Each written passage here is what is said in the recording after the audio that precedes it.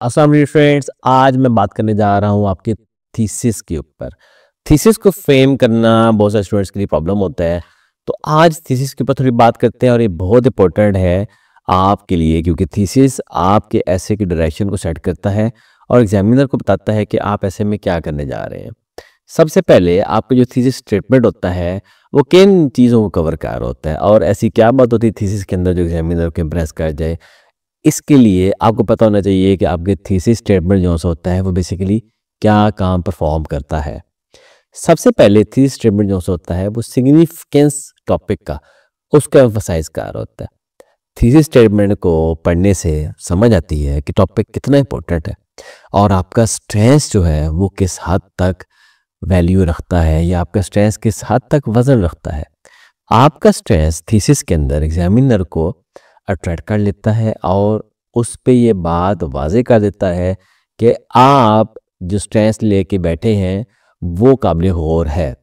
इसलिए thesis statement लिखना ज़रूरी होता है। फिर थीसिस स्टेटमेंट आपके मेन पॉइंट्स को जो सा है वो हाईलाइट कर देता है।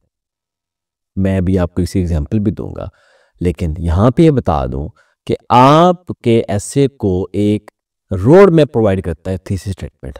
और रीडर आपका थीसिस पढ़ने के बाद बड़ा वाज़ेह तौर पे समझ जाता है कि आपका ऐसे किन किन मराइल से गुजरेगा और किस तरह से वो इख्तिताम पजीर होगा।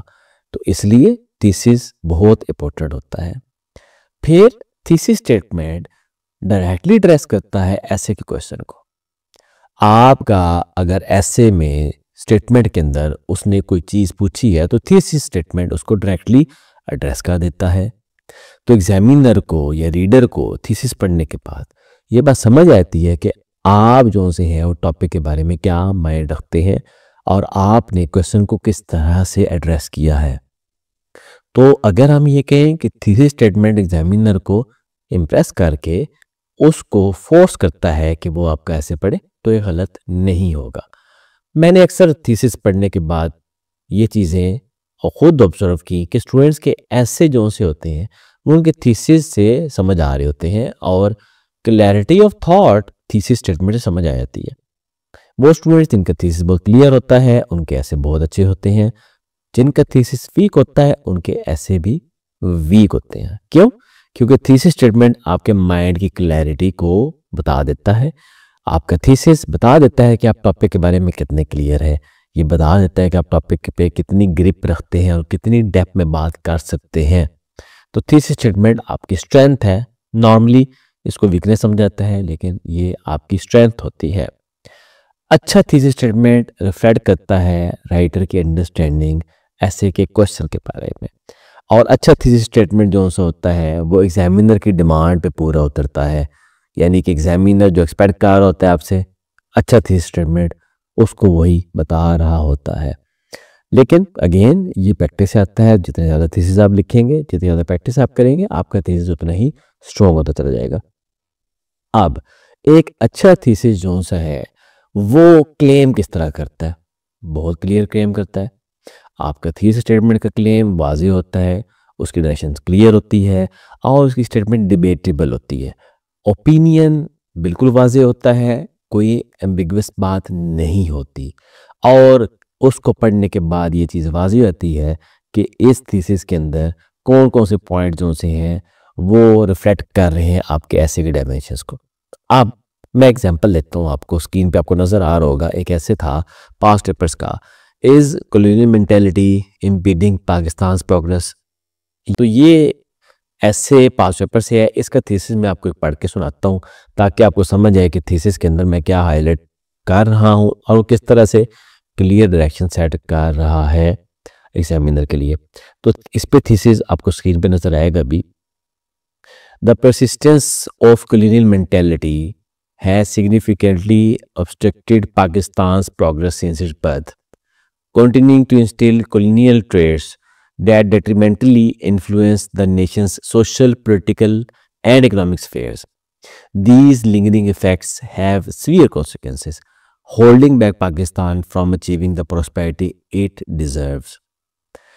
अब ये थीसिस स्टेटमेंट जो सा है ये सक्सेसफुली अचीव कर रहा है टारगेट्स को। टारगेट्स क्या थे, ये क्लियरली आंसर कर रहा है क्वेश्चन को। जो क्वेश्चन पूछा गया था कि क्या कॉलोनियल माइंडसेट पाकिस्तान की प्रॉस्पेरिटी को हिंडर कर रहा है, तो थीसिस ने बड़ा वाज़ेह तौर पर बता दिया है कि बिल्कुल कर रहा है। ये थीसिस स्टेटमेंट एक क्लियर रिस्पॉन्स दे रहा है क्वेश्चन को, अफर्म कर रहा है कि कॉलोनियल मेंटालिटी जो सी है उसने पाकिस्तान की प्रोग्रेस को वो रिस्ट्रिक्ट कर दिया है। तो पहली चीज तो थीसिस क्लियर कर रहा है, आंसर दे रहा है क्वेश्चन। फिर दूसरी चीज थीसिस के अंदर ये है, ये स्पेसिफिक है और कंसाइज है। ये स्टेटमेंट अवॉइड कर रही है किसी भी किस्म की एम्बिगुअस बात और डायरेक्टली लिंक कर रही है कॉलोनियल ट्रेड्स को और उनके इम्पैक्ट को पाकिस्तान की सोशल, पॉलिटिकल, इकोनॉमिक फ्रेमवर्क पे। तो क्लैरिटी और प्रिसाइजनेस इसके अंदर वाज़ेह तौर पे नजर आ रही है। पहली चीज जवाब दे रहे हैं क्वेश्चन का, दूसरा क्लियर और प्रिसाइज है। फिर क्या काम कर रहा है, ये हाउ और व्हाई टेस्ट को क्लियर कर रहा है। ये बता रहा है किस तरह से कॉलोनियल मेंटालिटी पाकिस्तान की प्रोग्रेस को इम्पैक्ट कर रही है और क्यों ये डेट्रीमेंटल है और एडवर्स कॉन्सिक्वेंसेस नजर आ रहे हैं। तो थीसिस तीसरी बात भी क्लियर कर रहा है कि कैसे, और आखिरी ये कॉन्सिक्वेंसेस को भी एड्रेस कर रहा है। ये स्टेटमेंट जो सा है सिर्फ प्रॉब्लम को आइडेंटिफाई नहीं कर रहा, उसके इम्पैक्ट को आइडेंटिफाई नहीं कर रहा, बल्कि ये भी बता रहा है कि पाकिस्तान जो सा इसके बगैर थ्राइव नहीं करेगा। तो इसलिए थीसिस जो मैंने आपको पढ़ के सुनाया उसको अगर आप देखेंगे तो आपको क्लैरिटी ऑफ थॉट नजर आएगी, क्वेश्चन का आंसर नजर आएगा, प्रिसाइजनेस नजर आएगी, टू द पॉइंट आपको नजर आएगा मैंने बात की है, और एग्जामिनर को डायरेक्शन सेट करके दे रहा है। इसलिए थीसिस को फॉर्मुलेट करना सबसे हार्डेस्ट, आप कह लें सबसे टफ काम होता है ऐसे राइटिंग में। तो थीसिस आपका वो स्ट्रेंथ होती है जो कि आप एग्जामिनर को दिखा के अपने ऐसे नंबर ले सकते हैं। इसको ड्राफ्ट करना मुश्किल होता है, तो तरीका ये होता है कि आप पहले थीसिस को ड्राफ्ट करें और फिर थीसिस की रोशनी में अपने ऐसे को लेके चलें, अपने इंट्रोडक्शन को प्लान करें और अपने ऐसे को आगे लेके चलें। एक कमज़ोर थीसिस एग्जामिनर के सामने आपका चेहरा और दिखाता है और एक स्ट्रॉन्ग थीसिस एग्जामिनर के सामने आपका चेहरा और दिखाता है। तो थीसिस में क्लैरिटी बहुत वाइटल है और उसके लिए प्रैक्टिस भी होती है, और सबसे बढ़ के कॉन्सेप्चुअल क्लैरिटी टॉपिक के बारे में बहुत ज़रूरी है। थीसिस बनाना सीखें और अपने ऐसे में आप मार्क्स थीसिस बना के गेन कर सकते हैं, अच्छा थीसिस बना के। Thank you so much.